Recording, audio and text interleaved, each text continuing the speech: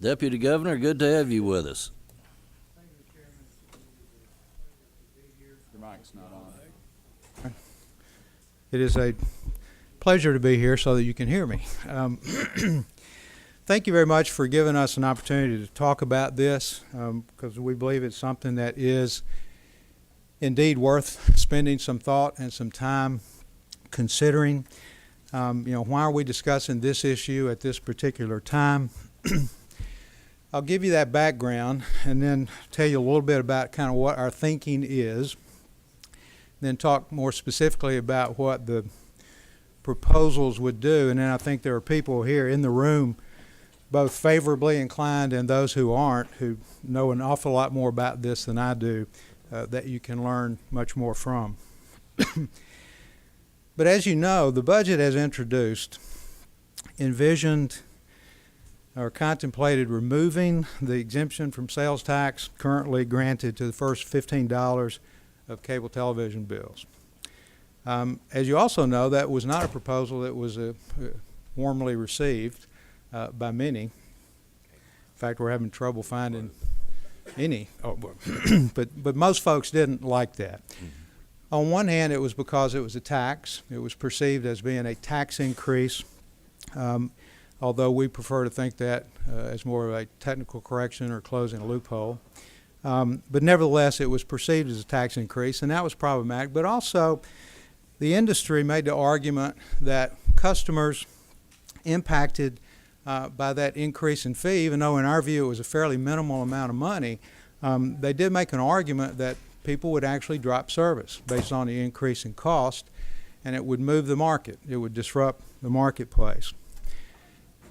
Well, that really caused us to do a lot of conversation.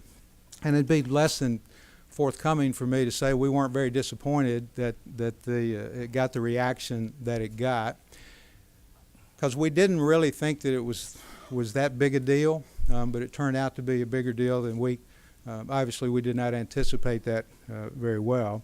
But it got us to thinking about services and service provision, the provision of video services, internet services, other kinds of telecommunication services, and the current way we do that in Tennessee as to how those services get delivered. Then at the same time that this conversation was ongoing in the administration, we became even more aware of what was going on in Chattanooga with the Electric Power Board in Chattanooga and the system that they are building there. And you'll hear more about that today. The right people are here who can talk about that system as well. But what particularly caught, I think, our attention was the fact that when finished, the Chattanooga infrastructure will be truly world class. I don't want to steal thunder from the folks from Chattanooga. I'm sure they'll share that with you, but truly cutting edge, leading edge, world class capabilities in Chattanooga, Tennessee. And that then prompted us to think collectively within the administration about how can we make that happen? How can we incent that to happen? Is there the possibility that that can happen in other communities across the state, particularly those communities who are less likely to enjoy the benefit of the current system?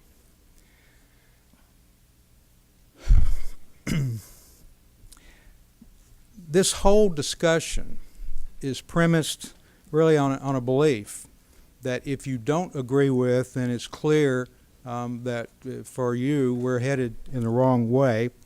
But for us, it's premised really on the belief that advanced high-speed broadband infrastructure is now and will become even more so essential to the well-being of citizens in the states and the communities that they live in.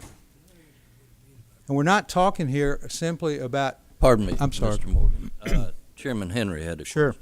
Thanks, Mr. Morgan. You've done this before, but do it again. What do you mean by broadband? What is that?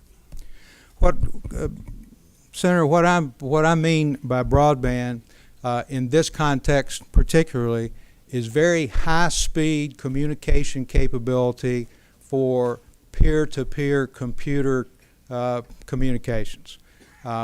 Internet, video, telecommunication, voice telecommunications, high-speed data transfer from computer to computer, database to database.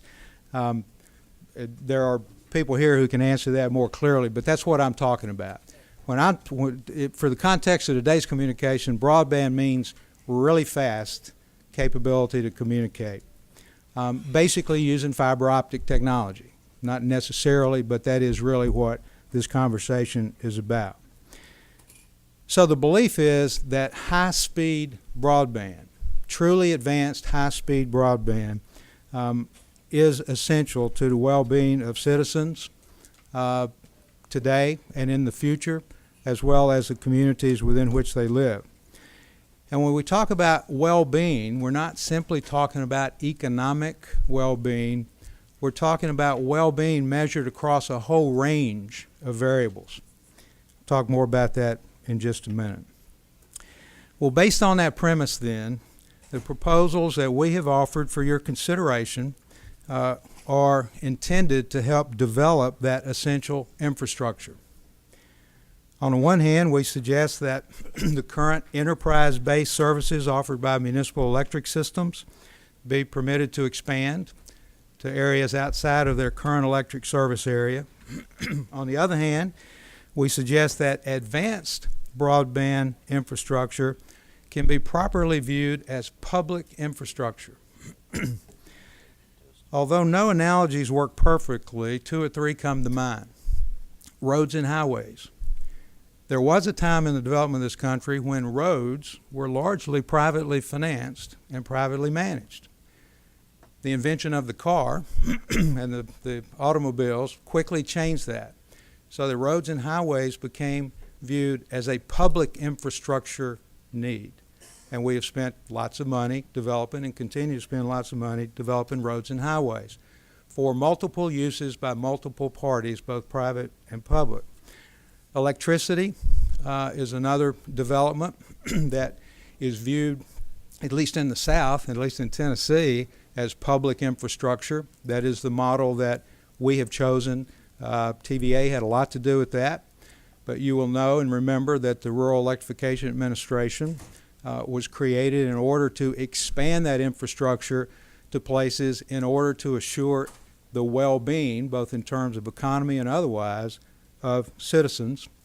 And indeed, telephone service developed in large part not as publicly owned infrastructure, but publicly supported infrastructure through the monopoly system where the government made available right-of-ways, it made available various kinds of incentives for a telephone company on a rate of return, managed rate of return basis to make those public investments and take service to all citizens. Like I say, those aren't perfect analogies, but we think that they are relevant analogies to where we believe broadband technology is today. So we would argue that that kind of infrastructure is appropriately developed and furthered and funded, perhaps, by governments. And certainly there are those here today that will make the contrary argument. And they have legitimate arguments and concerns. I wouldn't for a minute diminish the validity of the issues that you will hear from those folks, and I'm confident that it'll be well-reasoned positions, and I think you ought to pay attention to them and carefully consider what they have to say. But in this case, we believe that this kind of public infrastructure that's possible through the provisions of the proposal that we have placed in front of you, that kind of capability is unlikely to be developed through more traditional market mechanisms. And the issue really is direct and near-term economic return on investment. Private sector service providers have to view those investments through lenses of profit potential, the ability to cover cost, to make a margin, and to make a return for their investors. So they're somewhat constrained by that return on investment view to those investments that can in fact generate that kind of direct economic return. Public sector infrastructure investments, though, really consider a much broader range of return on investment. And we see that in many different areas. I mentioned roads, but schools. There's infrastructure development that takes place publicly funded that is not intended to produce a direct economic return on investment, but creates an environment where other kinds of investment and return can flourish. And when you think about, excuse me, when you think about what those are, educational opportunities, equity and educational opportunities that high-speed communication systems can provide each member of a community, irrespective of their status or economic position, potential economic developments, businesses that will be created that will take advantage of those types of communication capabilities, issues around government transparency and government communications. Those are not areas where the return can be measured necessarily in a dollar per investment, but can be measured, I think, in terms of quality of life and community enhancement. So that is what we have proposed to you, is the idea, really two ideas. One is that electric municipal utilities who are currently in the business of providing video and internet services be allowed to do that outside their jurisdictions, their electric service areas, but predicated on a couple of things happening. One is the governing body of the government that owns that electric municipality would have to approve by a 2/3 vote the extension or expansion into non-service areas, and the electric utility in the area where service would be expanded to would have to agree to have that service offered in that area. So that's one of the pieces of the proposal. The second piece of the proposal is a little more complicated and really gets to this issue of what is the best way to enable the development of really, truly world-class high-speed broadband capability in communities across the state. So what this would do, well, let me back up just a minute. One of the things about electric municipals or municipal electrics that need to be understood is by law, those are required to be operated on an enterprise basis.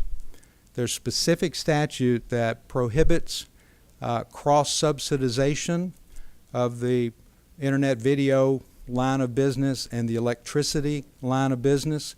Now, we can argue about whether they're doing it right, whether the accounting's proper, whether everything is exactly as it should be, but the law requires that those things be operated on an enterprise basis. That is, it has to pay for itself. So that's the current law for municipal electrics that are in that business. What this alternative proposal does is say, all right, we embrace the notion that this is legitimately public infrastructure if a government unit decides it wants it to be. And they can therefore use general resources, general taxes or general obligation debt, full faith and credit debt, to build out this public infrastructure. Now, if they choose to do that, that infrastructure does have to be of a certain quality. 10 megabits per second, I think, is what we have included in this proposal, both ways. Not one-way communication, but a minimum of 10 megabits per second that would be able to transmit from a place and also receive. Symmetrical, I think, is the way they describe that. And that network would have to be available on an open access basis. If you're going to use public funds to build this advanced broadband network, the notion here is that the government can use it for its own purposes, for educational purposes, for economic development attraction purposes, for communications with citizens purposes and transparency purposes. But if they're going into the sale of services would have to be open to all comers as far as the technology will allow it to be. So that you would have a publicly owned highway, if you will, across which all manner of competition and services could be delivered. The government could charge a reasonable, on reasonable terms and conditions, I think are the words that we use in the proposal, but it'd have to be non-discriminatory. So anybody who comes to use that highway would be treated the same. That is the notion here. That is the idea. Is it? Yes, sir. I'm sorry. Excuse me, Governor. Chairman Henry? Mr. Morgan, about 10 or 20 years ago, as I recall, the Public Service Commission proposed a similar network across the state made of glass fibers, as I recall. Do you remember that? Yes, sir. Is this about the same thing, except different folks did it? It's similar, yes, sir. I mean, it's very similar. Why didn't as we? As you recall, I think, and again, I think I know there are people here who know a lot more about this than I do. But I think there was a rate case maybe that Jim, is that right, that arrived at the conclusion that maybe the telephone company had made an excess rate of return, and one of the ways that they could kind of refund that excess was to make investment in a statewide telecommunication network. Is that, Well, how did that turn out, Mr. Morgan? I don't remember. I think it turned out reasonably well. Is it operating today?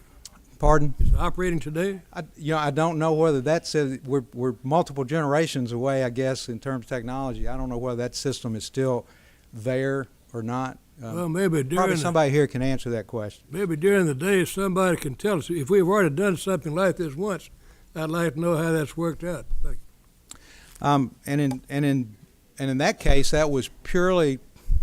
Well, I'll let other people who know more about that than I do tell you about it, because I can tell you more than I know pretty quickly on that particular issue, together with lots of other issues, but that's neither here nor there. So the idea here is simply that we would allow a government to make a decision, a local government to make a decision that it is worth it for their community to directly invest in a high-speed broadband capability. But they wouldn't be out there selling services on an exclusive basis. That network would become a highway that others could use as well. For a city to do that, or for a county to do that, or a group of cities and counties to do that, would require them to use the financing laws that are already in place. Requires publication of resolutions. It gives people a chance to petition and force referendums if they don't think that debt should be issued for that purpose. So all those same kinds of mechanisms that are in the current law would apply to this kind of public infrastructure investment as well. Mr. Chairman, that is the kind of the overview of what we were thinking as we put those proposals before you. I'll be happy to answer any questions that you might have, or defer to folks who here on both sides of the issue that are much more knowledgeable about the technology than am I. Thank you. Questions by members of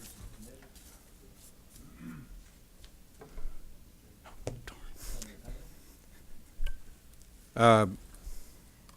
Governor Morgan, you stated that after we get into the business of municipals that going beyond their boundaries, it becomes sort of a